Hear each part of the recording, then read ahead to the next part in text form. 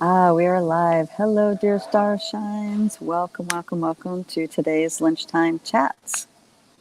For those of you who are new, my name is Christina and I'm an acceleration expert. And we are here for those to talk about those topics and issues for us that are significant for us star seeds, way showers, and new paradigm visionaries. And I'm here to give, to the best of my ability, a liberated perspective to these topics and issues that we face on a daily basis. You know, and I know that we have capacities and abilities that are not embraced by our larger human family, and therefore we have very unique ways that we look at things. And oftentimes these ways get very, very challenging.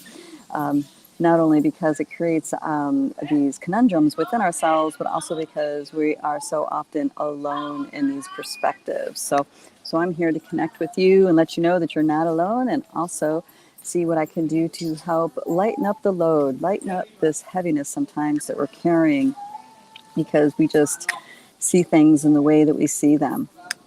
So as you join in, go ahead and put a comment, say hi, let me know you're there. And as you guys can see, I'm still in lovely Mexico.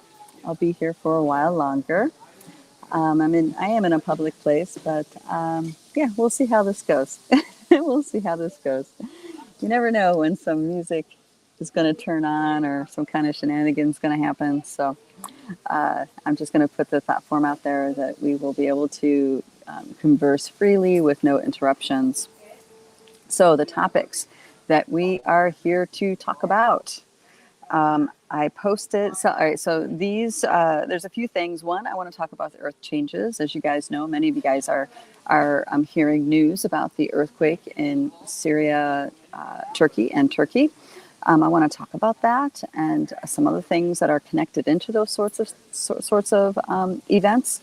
And I have a couple comments that were taken from both YouTube and our Telegram group. So hello. Hey, Susan, welcome, welcome, welcome. Hey, Beverly. Oh, she says, I'm jealous. You can wear that tank top. Yeah, and it's interesting. It's actually surprisingly mild for this time of year. When I was here several years ago at this time, it was way, way hotter than it is right now. So yeah, there's been a cooling going on across the globe, I believe. Hey, Tony, good to see you.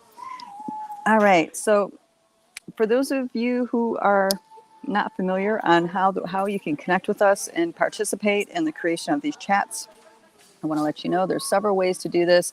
You can, of course, in the chat videos, either the entire lunchtime chat or in the clips, you can post your comments and questions and tag me on them. And you can also tag and comment, make comments within our Facebook community, Rise of the Multidimensional Human, our Telegram group, which is just Multidimensional Human. And then, of course, we're on Instagram, Multidimensional Accelerator. And our YouTube channel, of course, you guys know because you're here, but I'll just say it for the video. Anyway, it's the Light Body Academy on YouTube. So all these different ways are great mediums for us to communicate and get feedback. And I really appreciate all of you guys who are here live and all of you guys who give feedback, questions, and also additional thoughts to the topics that we talk about.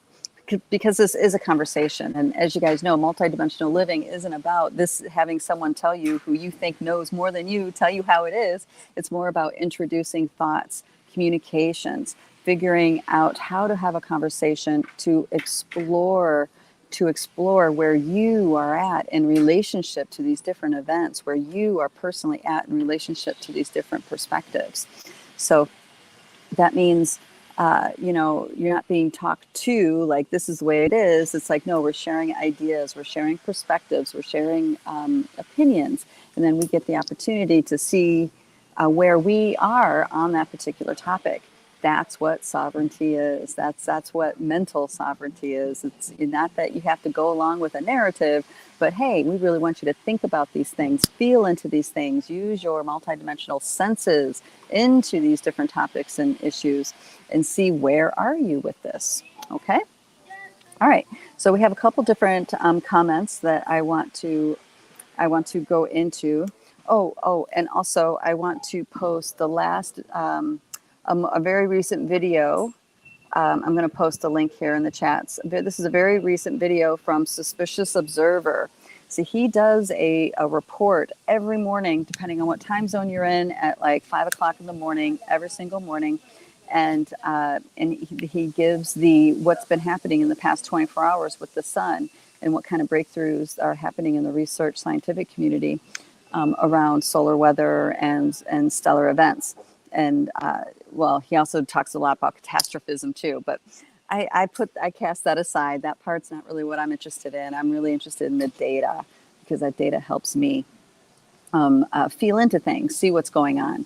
So there's been a lot of solar flare activity. There's been a really significant coronal hole that has been stimulating magnetic shifts within this planet. And I post this video because in that video, he correlates how the sun influences the electromagnetics of this planet, particularly the shifting of the poles, okay? Because as I've talked about many times in these chats, that these are all conscious beings that are interacting within the solar ring. It's not just, a rock spinning with a bunch of people on it. No. There is a being that is choosing to have beings come and live on the crust and live within and have this interconnectedness with everything around it. Interconnected with Venus, and interconnected with Mars, interconnected with all these planets, interconnected with the sun, interconnected with even the center of the Milky Way galaxy and even the cosmos at large. So this interconnection piece is really, really essential for me when I'm looking at these different narratives, because it triggers things within me when I see these events, when I witness them through different lenses. So I'm posting that video. It's short. It's like 3 minutes long. That's another reason why I like this guy. He just is short and sweet and to the point. But one of his points several days ago was that, there's massive coronal hole in the northern hemisphere of the sun that was facing us. And those that have been watching him for a really long time can put the dots together and realize that means there's going to be significant magnetic shifting, which usually equates to earthquakes, tsunamis, and or volcanoes erupting. And of course, what happens? The Syrian, within just several hours of that coronal hole coming into the range of impacting this planet, there's a massive earthquake in the Middle East. So this is really significant for us to, I would say, reconcile within ourselves, because if we take the mainstream idea of how all this works, then there's no hope. We're screwed. Humanity's screwed, y'all. But as multidimensionals and with this interconnectedness and with these nesting dolls of consciousness, we understand that there is a much bigger drama being played out. And we are a part of the drama. We have a contribution to make to the great drama. So does it mean catastrophe for this entire planet? Not necessarily, okay? And there's been other narratives out there as well, as far as, population annihilation and all this other stuff. But I won't go down that rabbit hole. Maybe next week we can talk about it, because we have lots to talk about here, answering these questions to a couple of these starshines that have reached out with their thoughts. So one is from a dear starshine. Let's see, where do I have your comment? Hold on, I have to draw up your comment so I can talk about it. All right, so this is specifically, she says it's about good, bad, right, being careful about good, bad, right, or wrong, but it's really about timeline jumping. But she goes, question, and this is in reference to a lunchtime chat a couple weeks ago, and I think it was at the 22 minute and 59 second mark. She says the question about being careful not to label good, bad, right or wrong, or finding fault, and duality, combining this, combining this with the timeline jumping. So she's combining the idea of good of our emotional, physical, physiological charge with our ideas about finding fault within something, and or bringing something into the good or bad or right or wrong.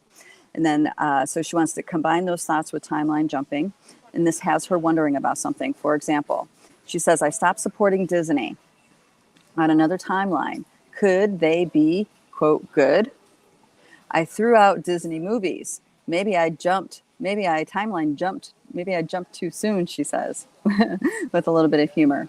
And this is something interesting to talk about because, we're combining understandings that are meant to address certain nesting dolls that maybe is misqualified. For example, so we have all these nesting dolls that nestle inside of each other, and in the very center of our little nesting doll, we have the core reason why we're here, our 3D experience, right? So everything in our 3D experience is a result of all these nesting dolls interacting with each other and playing out within our 3D field, right? So when she talks about not finding fault, good, bad, right, or wrong, this is specifically a trick to navigating a 4D field, the 4D field, because when we have a really strong emotion about something, if it's for it or against it, it doesn't matter. If we have a really strong emotional reaction to something, then we are contributing into the polarity game. We're contributing into the structure within the 4D field. Okay, so when we start bringing the idea about the narrative about Disney being a perverted pedo farm, let's say, that's now we're talking about Disneyland, Disney World, Disney in general. I mean, there's all sorts of terrible narratives out there not depicting Disney as not a no bueno, right? So, and she wants to withdraw support. So there's always about luring things, right? It's never always just bad stuff. It's always really great stuff with perverted distortions woven within it. So is there a timeline where Disney is good? I think there's a better way of saying that. Is there a timeline where the intent behind its establishment is not to manipulate? Okay. And I'm going to say there's, it's infinite possibilities. Yeah, sure. There's definitely a possibility. Are you close enough to that resonance to bring yourself over into that timeline with your awareness? Maybe, maybe not. And this is how you can tell. So you have to go by your specific experience with whatever it is. In this case, it's Disney, right? You have to go with your specific data sets that you have. So we're told these stories, people are testifying about these stories, people are sharing these narratives and then showing us corroboration to back up their narrative. So they're showing us evidence that their narrative is true. And, this is all very easily manipulated. So, you have to use your truth compass. You have to use your interdimensional compass. Like, oh, is this a manipulation too? I would say, even without the multidimensional perspective, I would say it does it does good and it does harm. The main thing about the harm is that it's creating generations, a culture that builds an unrealistic expectation for women, little girls that grow up to be women, on what a real relationship is. Okay, it also puts very unrealistic expectation on the men too, as if they need to be Prince Charming, they need to be this, they need to be that, and the women, girls, they need to, as they grow up, they need to be this or that. So that alone is a reason for me personally to not encourage my future generations to participate, to watch and engage or be inundated in those storylines. Now, watching a movie is fine, but I mean, you guys have had kids; they become inundated in it, right? I mean, there's lots and lots and lots of TV, video games, toddler games. There's all sorts of learning games. I remember my daughter had something called, now I can't remember what it's called. It was a board where you color in letters and it sang songs as you color in these letters. And there was a lot of Disney themed workbooks that they can engage with. And I wish I could remember what that thing was called. My oldest loved it. Anyway, so we have to realize that where we're at with these things, is it okay for our young minds, our young children, their minds to be engaged with those kinds of narratives. Maybe it's okay if you also have other kinds of storylines that counter that narrative so they can see the juxtaposition. And plus there's also your parenting, you talking to them, all right? So that's like a very mundane level of engagement as far as do I boycott Disney or not, right? And then you have an additional social aspect, and that is the whole woke politics thing, right? Now that one's really controversial. Where are we in that? Now I'm a moderate. I've always considered myself a very moderate type person, and I'm definitely for the caretaking of this reality of nature and all this stuff. But there's a lot of other things that got woven into that I absolutely give me the creeps, you know? So when I see them engaging in certain kinds of politics or like dirty games, it makes me say, yeah, I don't know if I really want to be supporting that, right? So if you have any of these things in your awareness or in your engagement, you are that so many degrees away from the version of Disney that has that intent of being a pure intentions of cultivating the minds of young people to grow up into healthy, well-rounded individuals. Okay? So it's a mixed bag here. You have to decide. Like, for example, my daughters, they love Snow White. They love Snow White so much, you know? And every time I played that video, they would stand up and do the little dance. And I had fun watching them have their reaction, to those sorts of things. That was then. Now we fast forward to now. Now it's really critical that we do what we know is in the truth for us, what is actually real for us, which means we need to support the things that we know are bringing wholesomeness into humanity, that are truly have the intent to be a benefit of humanity, right? And then it's really important for us to stand up for our truth and what we really believe in and not be a doormat, stuff like this. So these times it's up to us to figure out how we navigate as sovereign beings. So to going back to the question about good, bad, right or wrong and timeline jumping, it's kind of like, it doesn't matter. That part doesn't matter. It really matters about the here and now and how you're feeling in the here and now about this particular dynamic, about this particular entity. We'll call it an entity because I believe they are a corporate entity, right? So, and this is how it is with everything that we're facing right now. So there's good, take the good with the bad, take the bad with the good. How much of the distortion are you going to accept from something that brings a lot of good? You need to decide that inside of yourself. Does it feel really good to participate in something? And yet, there's something about it that maybe you're not in full resonance with, but over here, you're like, yes, I love this. This is amazing. And this thing over here, maybe not so much. Is that worth you investing your time and energy? Is it worth you supporting? Do you believe enough in this other piece to not really, maybe do some inner work about this one piece that bothers you? I actually have a great example. Very recently, I was introduced to a conscious community around here, and they screen people. They screen people who they're going to offer getting land and property and building and stuff on this land. The whole idea about this community is be completely sovereign from the systems that be. It's actually a really great model. But one of their questions in their questionnaire was, do you mind nudity? Do you mind nudity in public areas of the community, right?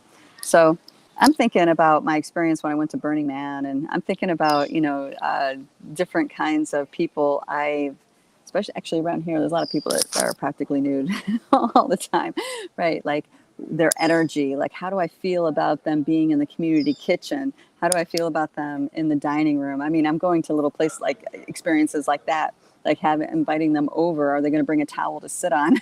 Because if I'm going to lay my head somewhere where someone's junk was sitting, how do I feel about that, right? So I started thinking, it's like, wow, I love everything about the community, but it's actually a deal breaker for me that, you know what, I don't want naked people in the common areas of the kitchen and the dining room particularly. So would I compromise that? No, because it's pretty big deal. I really don't want, say someone jumps up, sits on the counter where someone chops vegetables or something, it's like, that gives me the creeps. It's not that I have anything against naked people. I think it's fine, but certain places and times, and there's a place and time for that. So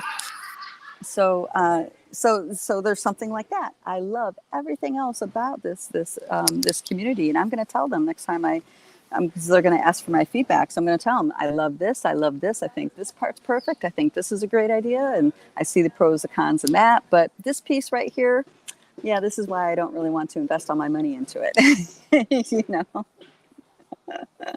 Let me know what you guys think about that. All right. Hold on a second. Let me say hi. A bunch more people have jumped in. Hey, Tony, good to see you. Hello, Carol. Hey, young trick named Jim. Andrew. Good, bad, right, wrong is black and white, and it doesn't serve anymore. Yeah. Disney is going to do what they do, and I'm going to do what I do. What I choose to do is thrive and watch. There we go. All right. And so remember, timeline jumping is also a 4D concept. And just because you're on one timeline, it doesn't mean you're on that train track for the rest of your life. You can jump timelines at will, depending on your frequency and where you are and what your intent is, right? So you're on this timeline for a while. Oh, okay, now more potentials show up that weren't there before. Now you're going to jump over to another one. And now, oh, look, there's even more potentials than there were before. Then you're going to jump around to another one. So you don't actually have to live your life on like the old style timeline, like a arrow flying through the sky. You don't have to ride that jumbo jet. And that's the timeline you're on. No. We are in this place. We're in this place of being the helicopter pilot, right? We can go up, we can go down, we can go back, we can go right, we could do this, we could do that, right? We have that choice. And as multidimensionals, we have that choice because we expand our awarenesses and we bring different nesting dolls of awareness that informs our reality. So say we expand and we're on a particular track, and this track is perfect for who we are and where we're at, and we're going. Now we expand our consciousness to another nesting doll and another nesting doll and another nesting doll. And we bring all those nesting dolls into our reality. All of a sudden, all sorts of new timeline potentials become possible. And we're like, yes, I want that one over there. And right. And you take action and you do that. And then you have even more growth, more nesting dolls you expand into. And now you want to go into that. You see? So time is no longer a jumbo jet ride through reality. It's more of that helicopter ride. It's more of that, you are the one with the joystick navigating through reality. And we can create potentials that haven't existed before, okay, by expanding our awareness. That's a big one. And another one that's been around for quite some time is soul retrieval, repairing the wounds of your past, which heals your present, which gives you different potentials that are possible for your future. So there's that too that influences timelines. So it's a very fluid thing. It's not like a train on a track, and it takes a lot of effort to jump from one timeline to another. It's not at all. Think of it more like a helicopter. Excuse me. All right, Beverly says, who wants a sprinkle of DNA in your salad? LOL. Okay. And then we have, actually, there's so many different ways I'm taking that comment, Beverly. I think I might not be on the same track that you mean it by, but I don't know. There's a few different ways I'm taking that. Some of them are quite humorous. All right, Young Trick says, there are far more bacteria germs that can be transferred from clothes than to food. I don't know about that. I mean, I don't know. Yeah, I mean, maybe in most part, but okay. You ever see a naked person bend over? That's all I gotta say, right?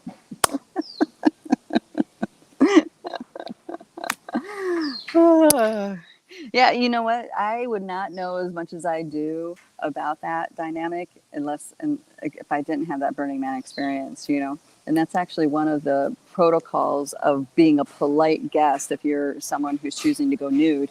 One of them is that you need to make sure that you carry a dish towel or a dish rag around with you. So when you come over and sit on people's beds or you sit on, you know, depending on where you're sit, like be aware that, you know, other people might be face planting in that area later or whatever, you know. So it's actually a part of the official etiquette, proper etiquette of naked behavior. And yeah, I would have never thought of that either. I mean, I wouldn't, but I mean, I'm telling you, it's a real thing. It's a real thing. All right, let me get on to this next one because this actually ties into the other piece that, oh no, it went away. Hold on, I got to get there. Oh my gosh, what synchronicity. Someone just posted a picture of a naked cowboy playing a guitar through the streets of New York City in the snow. It's for real. That's awesome. No, I had this page up because there was a comment here I wanted to get to. So hold on, I have to get to it now. I have to it didn't just draw it right up. Okay. So let's get to these comments here. Okay. Here it is. Okay, and this is from a dear starshine in Telegram named Emily, I believe. If I'm and her handle is Mraj. All right, so she says, Christina, regarding going deep into ourselves as a way to navigate the matrix. This reminds me of a French channeler who talks about how humans have to open the door inside themselves to attune to higher frequencies in resonance with inner earth slash Agartha.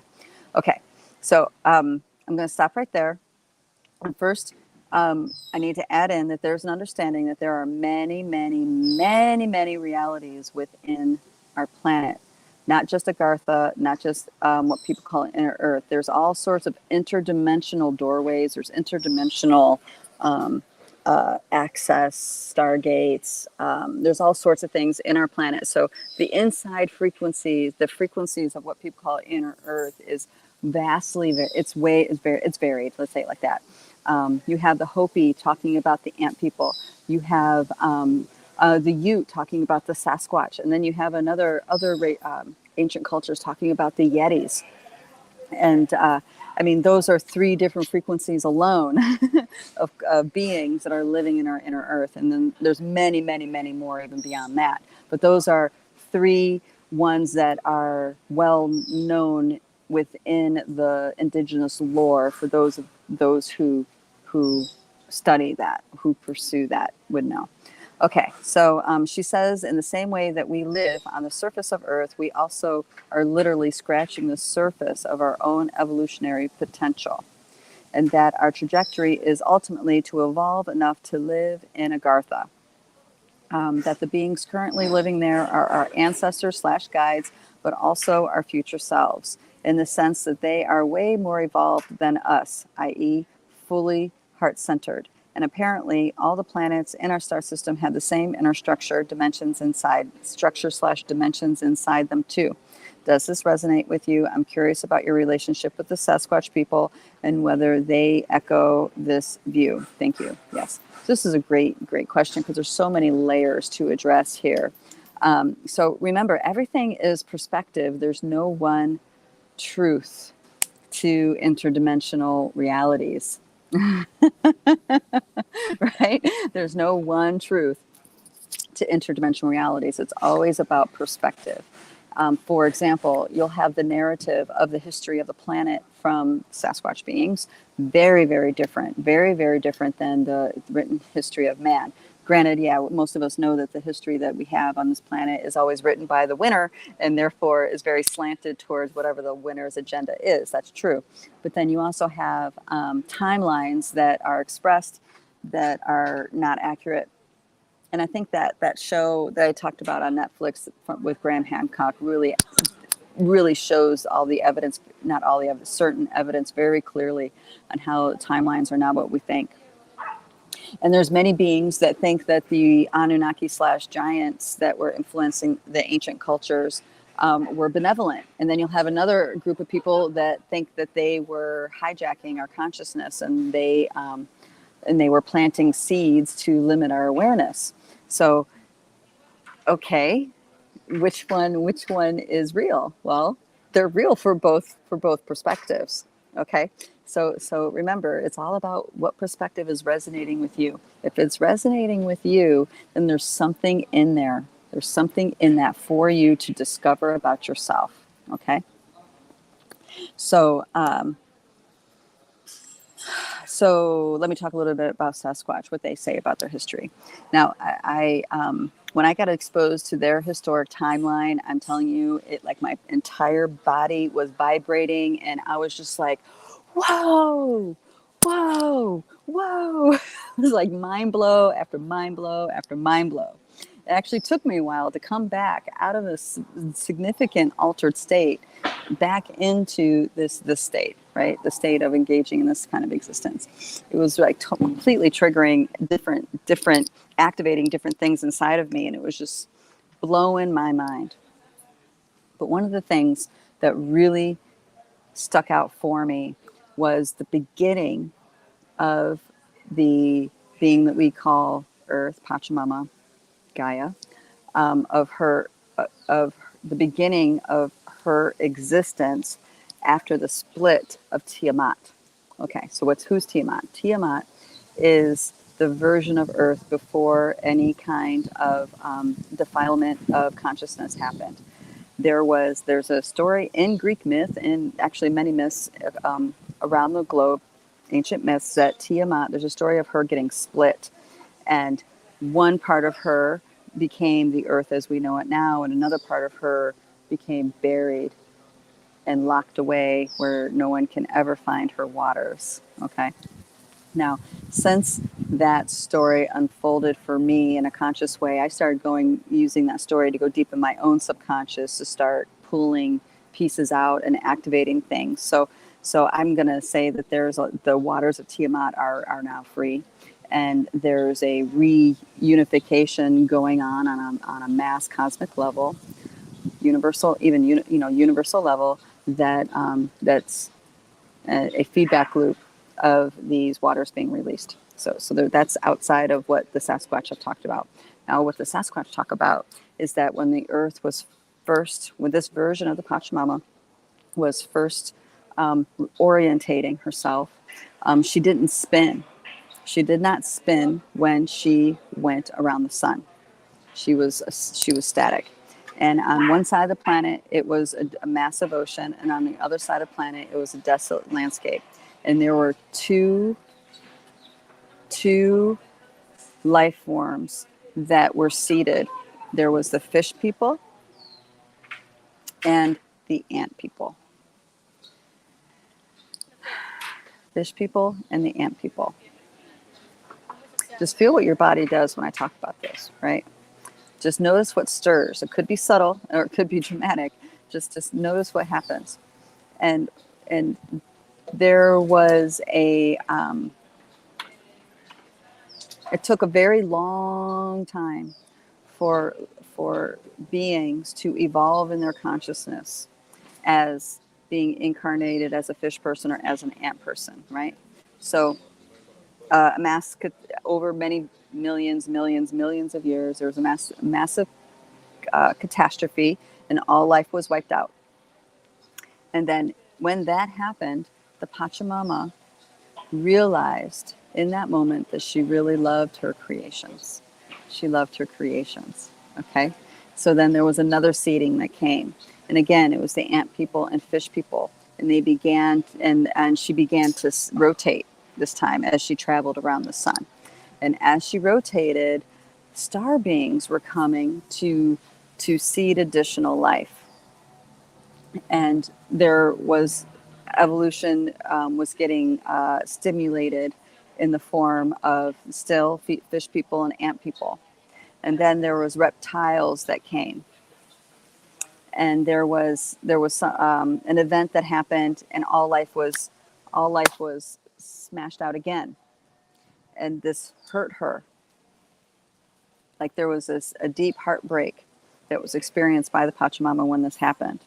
And then there was another seeding that happened, but this time the landscape was much more friendly, And there started to be like plant life and stuff like this. And then you had people like the Galactic Federation, Ishtar, the Andromeda Alliance. You started having other kinds of star people come and seed life on the planet. And this is where humanoids start. This is where dinosaurs were introduced and other kinds of humanoids were introduced. And there were several seedings of life, plant life, animal life, insect life. There were several seedings of life. Now, the journey of the ant people is a long one. And there was a lot of stuff in that history that I'm completely leaving out just because there's no way I can cover it here. But do know that they experienced power over dynamics via AI technology, via cyborg technology, via the very kind of cloning technology, the very kind of stuff that the whole gray Zeta Reticuli narrative in this current human timeline is experiencing. So they went through all that. And they lost their queens, and then they couldn't organically reproduce anymore, and then they all were wiped out again. And then they were reseeded. Okay, so the evolution of the ant people is some of the oldest living records, according to Sasquatch, some of the oldest living records we have on this planet. And this is why the stories that come from Hopi land, Navajo land. Well, and I guess there's also some Ojibwe and other tribes that are further north that talk about this. This is why their stories are so significant, because the memories that those stories are connected to go back to the very beginning of this version of the Pachamama.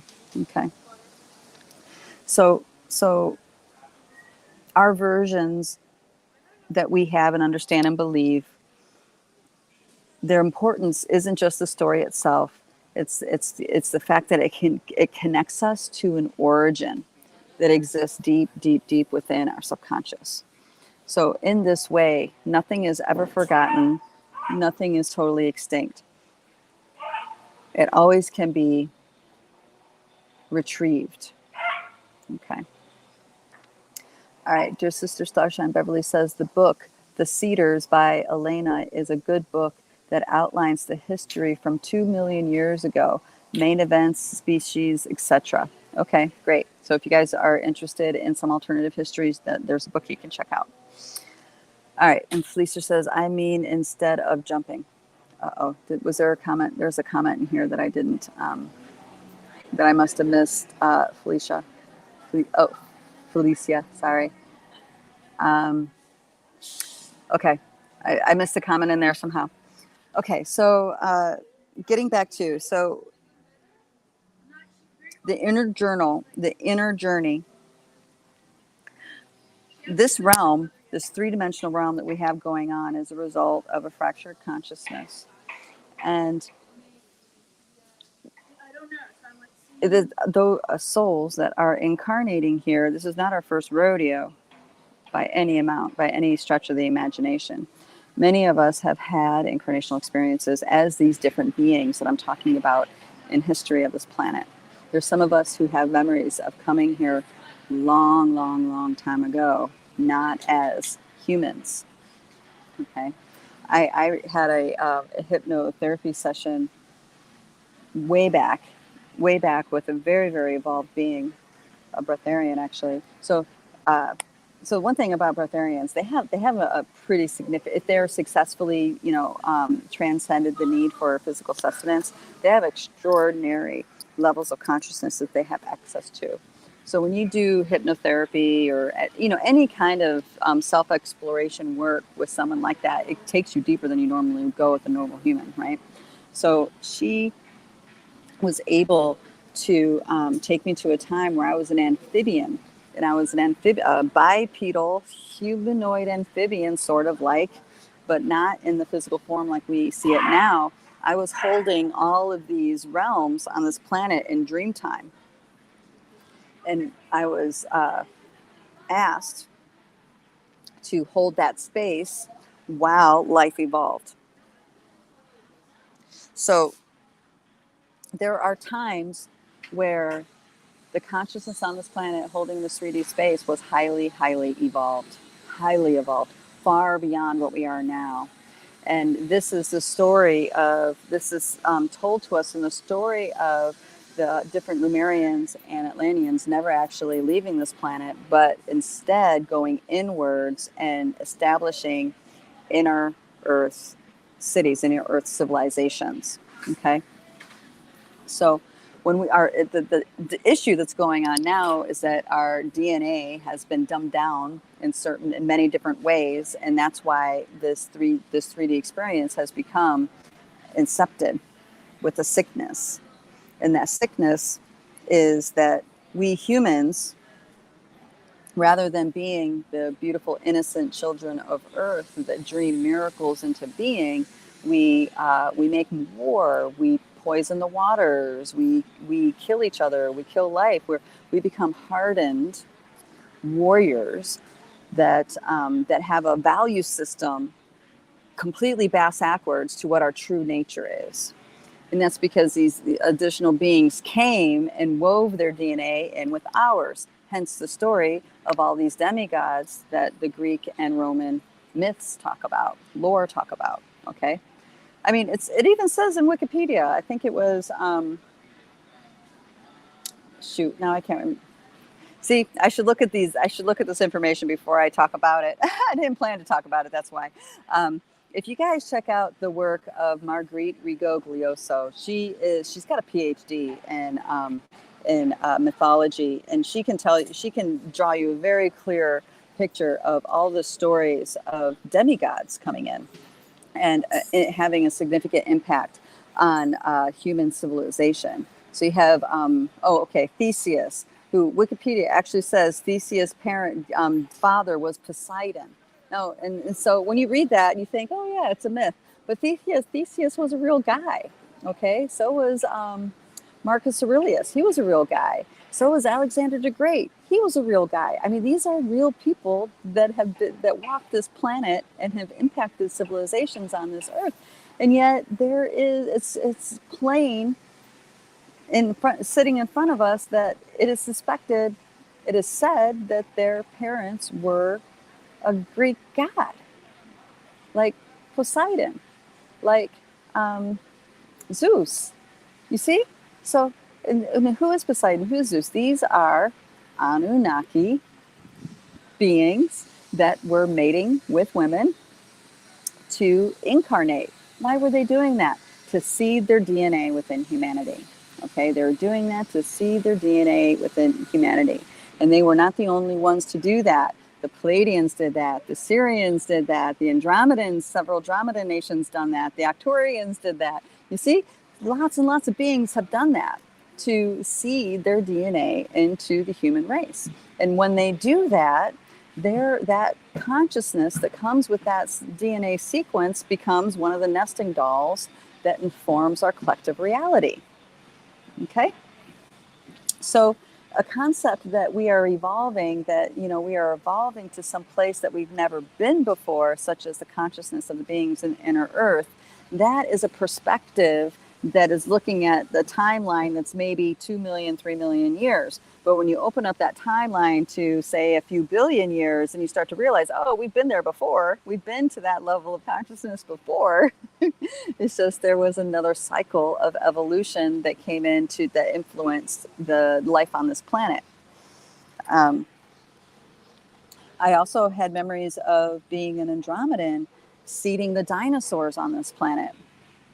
And we were, at that time, watching this planet closely for beings that were evolving that had the potential to hold the spark of life within their consciousness. Hence what makes humans so special. Okay? So, and we were looking at the reptilian DNA because it had a lot of potential to be able to hold the spark of life within them.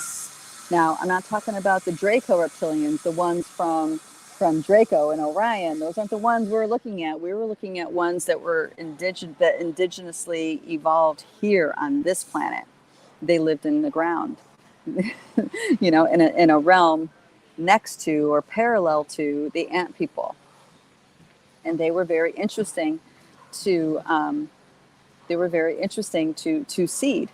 And so they were eventually seeded, and they still exist in the inner realms of this planet from all those millions of years ago.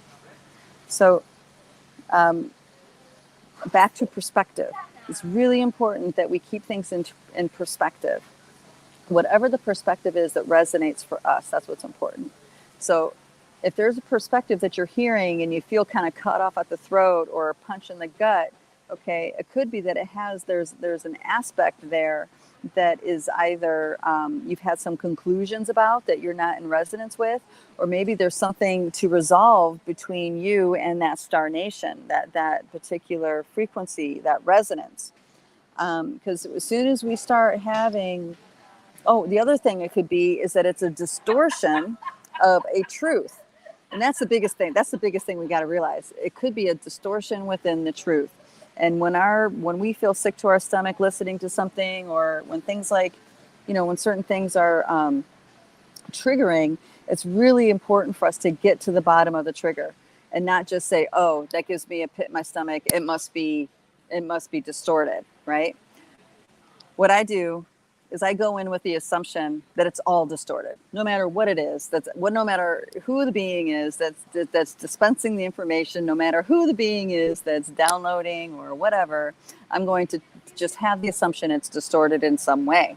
And that way, when I have these different pieces fire up, like pain here or gut ache or headache or whatever, I am not throwing the baby out with the bathwater because I'm having an adverse physical response. I'm able to sit in a place that's not right or wrong, good or bad, but in a place of curiosity.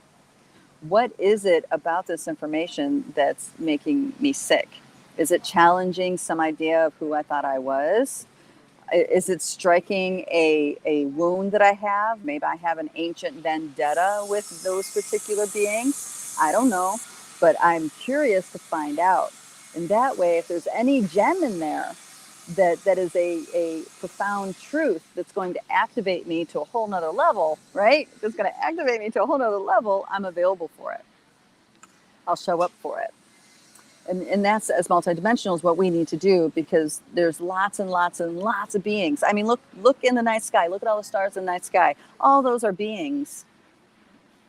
All of them are beings, and not all of them, but many of them have planets. And managed in all the life there is on those planets, right? There's many, many beings, and they're all there, and they all have their own perspective. They all have their own agenda. They all have their own history, right?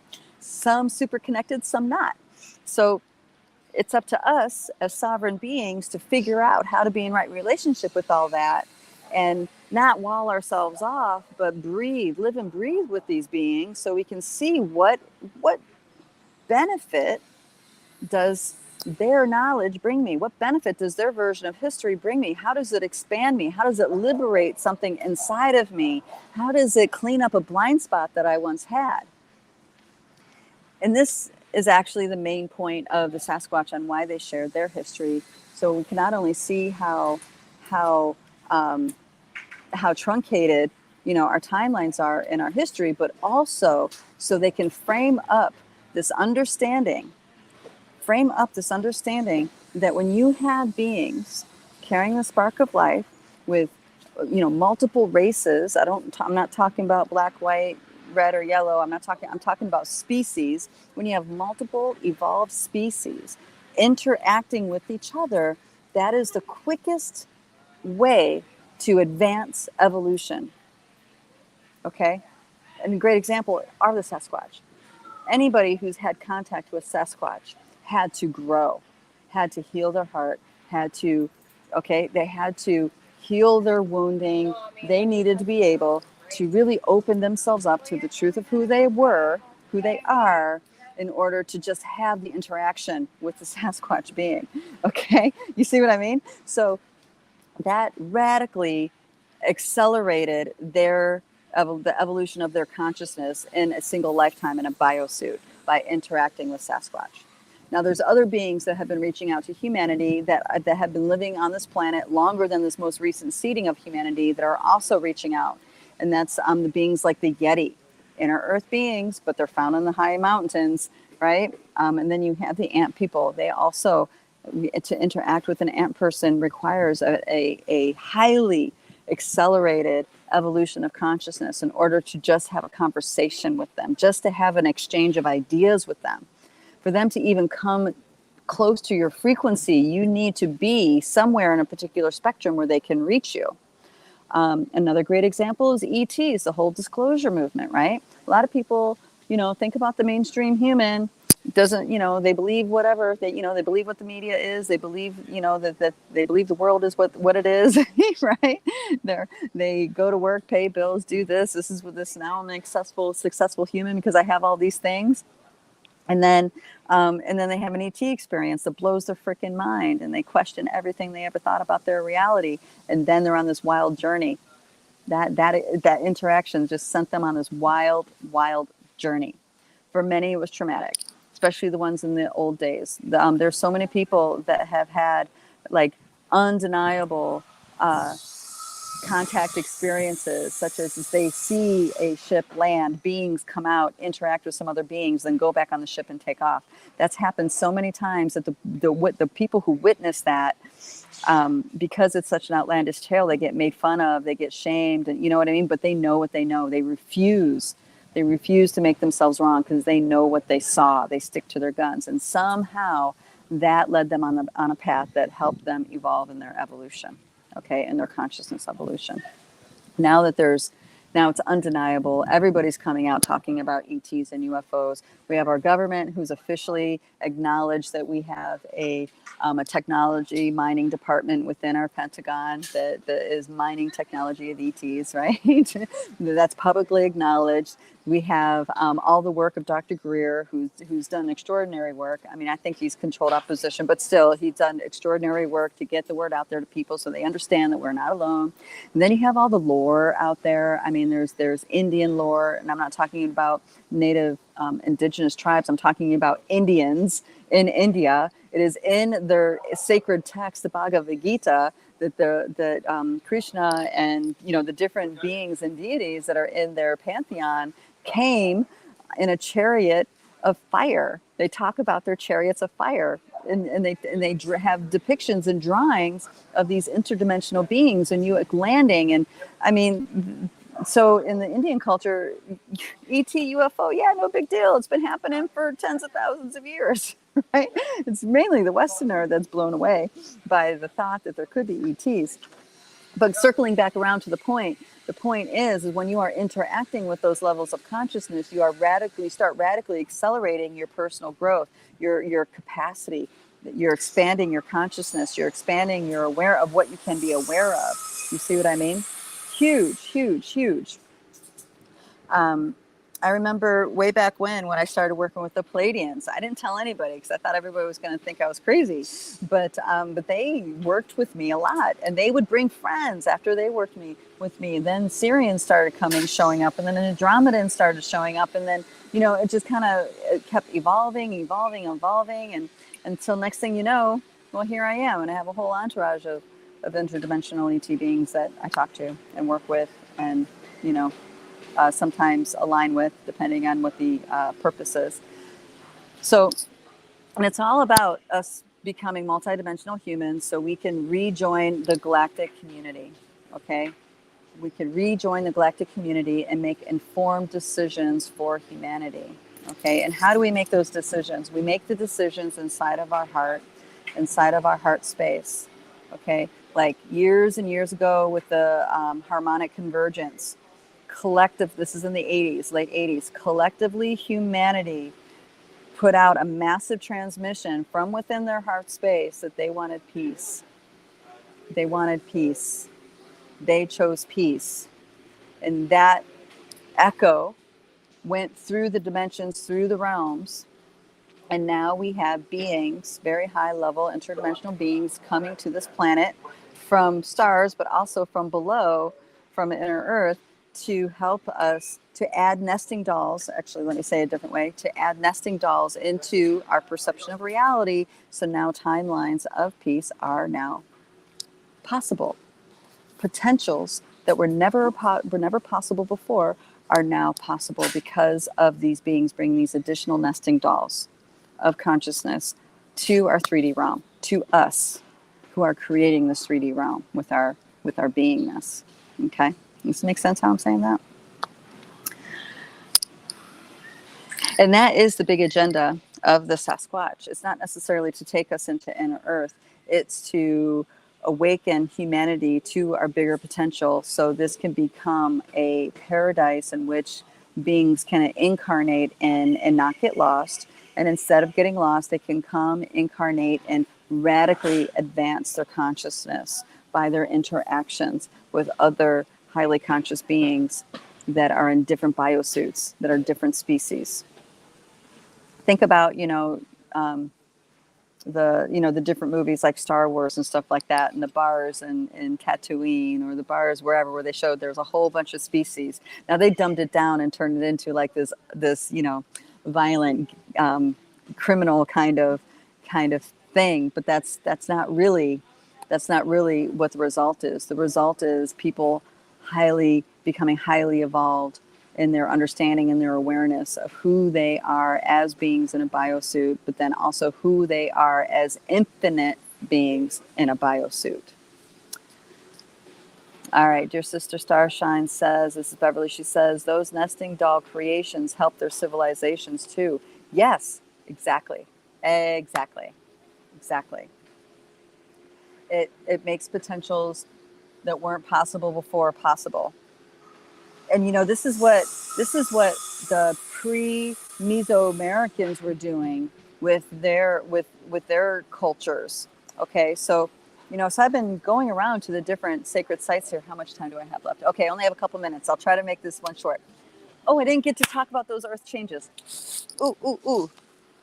Okay, 2 minutes is not long enough to dive into it. I'll pick it up. I'll pick up the earth changes conversation next week, because that's something really important. So, because we need to understand that our being, our consciousness as a collective in resonance has an influence over the kinds of things that happen with this planet. So this catastrophe mentality is an option. It's not the inevitability. That's so important for us to understand.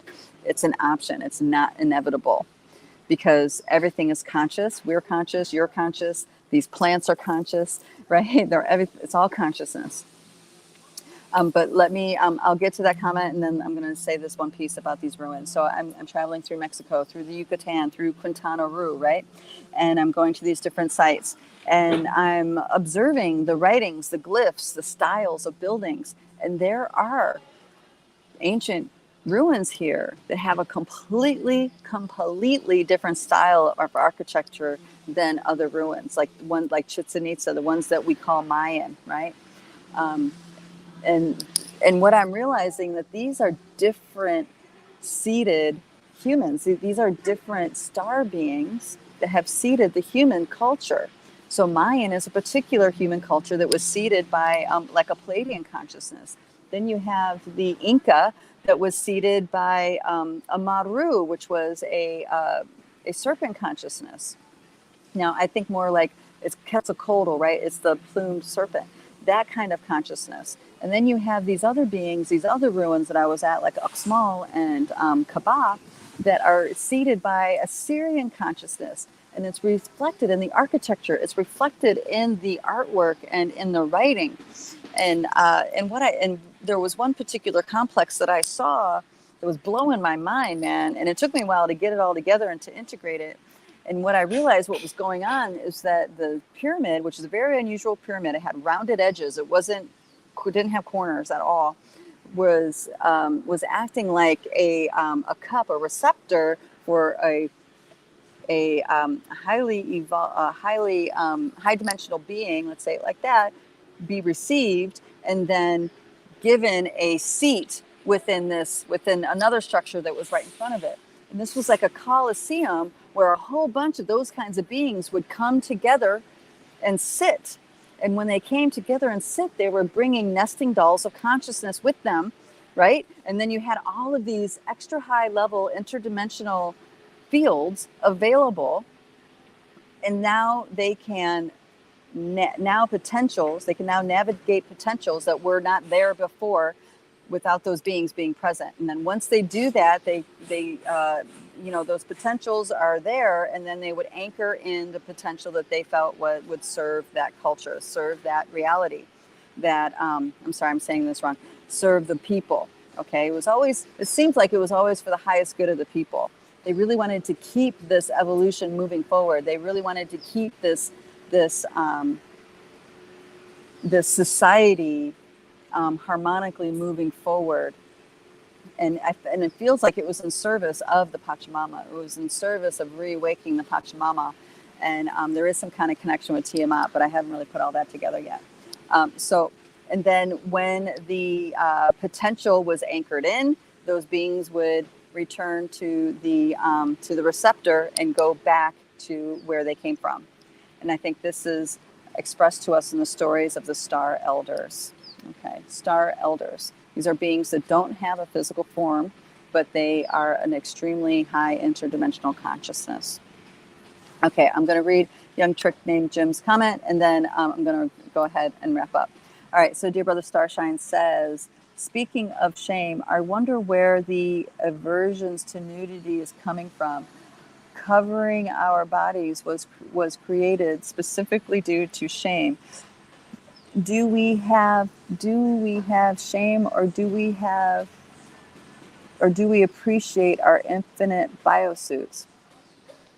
Well, I think it's a perspective. I think it's a, what do you call it? It's a spectrum. Okay, so when you see indigenous folks, like say in the jungle, different tribes like this, there's no shame.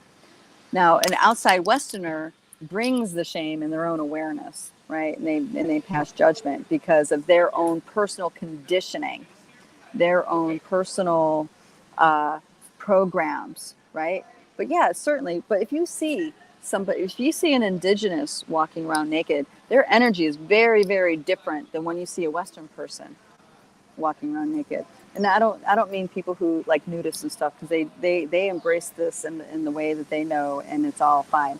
I'm talking about people who push the envelope, because a lot of the nakedness I have seen isn't an expression of purity. It's expression of getting attention. They want attention.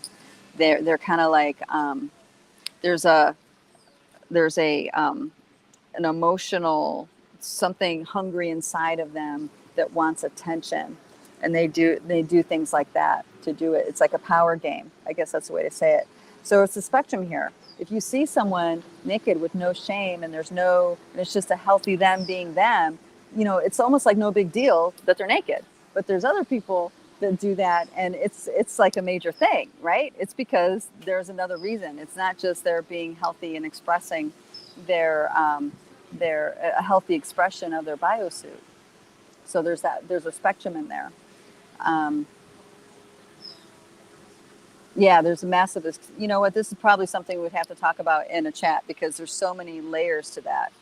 I feel like I can tell pretty clearly, because I get like this creepy feeling when certain people are doing it for attention versus other people are doing it just because that's a freedom that they're enjoying. It's like they're liberated inside of themselves. When it's a liberation process, it's like not really that, it's not a big deal. And when it's a spectrum, as that spectrum goes to this other side and it turns into this control, attention grabbing process, then I start to feel like I get like a kind of feeling inside. Well, you can't see where my hands are, but like a little bit below my xiphoid process, I start to get like a yucky kind of feeling. So it really depends on who they are and why they're doing it. I saw this really great picture. Actually, I have a movie you guys see that shows the example of this. I'm going over, but I want you guys to check this out. It's a movie from the 80s, so sorry, it's going to be kind of cheesy, but it's called The Emerald Forest. It's called The Emerald Forest, okay? And there's some storylines within storylines of this movie, but a side storyline is that there are these these workers that are building a dam in the jungle to dam a river so they can build this really big city. And I can't remember the name of the city, but it's somewhere in Brazil, okay? And one of the architect's sons ends up getting kidnapped from unintentionally, well, intentionally but unintentionally kidnapped, and he was adopted by the tribe and pretty much grew up as one of them for years and years and years. And then when he came to adulthood, there was a scenario that the people, the society was encroaching on their territory because they were cutting down all this jungle. And one of the sidelines is that they were kidnapping the girls. They're kidnapping the girls from the tribes and putting them in these like sex slavery kind of situations where they like dress them up kind of like hookers, put makeup on them and heels and their boobs all pushed up and, you know, these skimpy clothes, and they were put on display for these men to like, you know, grope and do all these things, you know, and you can see like these were real indigenous women in these actress roles, right? And you can just see in the body language, it's like this yuck experience, right? So eventually, as the other part of the storyline unfolds, him and his brothers were able to get those girls out of that situation. And as soon as they did, they get them out of the situation, they take them into the jungle. And then the women, they just start taking off these clothes. They just taking them off like yuck, and wiping off their makeup and taking the shoes off. And then when they were naked and barefoot again in the jungle, they were like, oh, I'm home. And they all ran back to their new village. So I think that exemplifies what you're trying to say there, young trick. And it's called Emerald Forest. It's in the 80s, 88 maybe, might even be earlier. So be prepared for it to be pretty cheesy. But it's a great story. It's a really great story. And also it's a story of the magical use of hape, if you guys are familiar with that plant medicine. All right, darlings, thank you.